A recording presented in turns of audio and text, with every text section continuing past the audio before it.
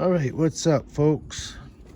Wing nuts and all you other crazy bike builders. Haven't done a safety tip in a while, or just a tip. So here it is for today. You're running a Mz65 clone. I don't have it on here, as you can see. I'm running my favorite straight pipe, but a lot of times these bolts want to come loose. It wraps up around and you got your post right here on the top. So my tip is take a longer bolt that you would maybe put in a case on the motor and place it through the back so it's facing this way. And you want to take a small piece of rubber. You can usually find an old tire. I got one over here, I think I can show you.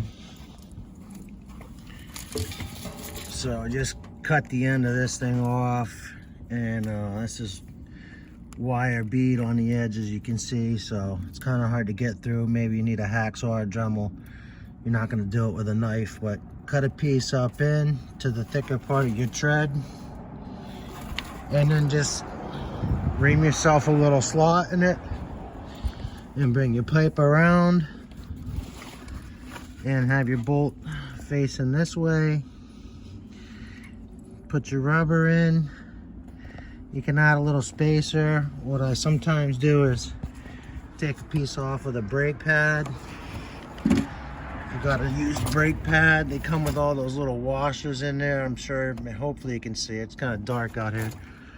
But yeah, so, and then just take your 10mm bolt and lock it onto the end. Now you may have some vibration issues along with that.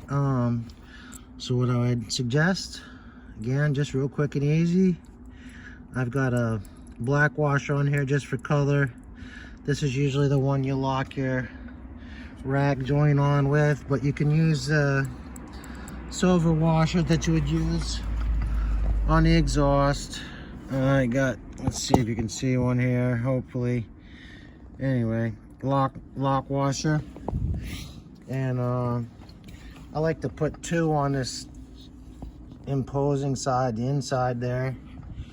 That wants to vibrate loose more, but so you can double lock that, and then when you run these in to your case, the case cover, that will fit right behind the head and go right in on your hex nut, and you can keep that pretty snug.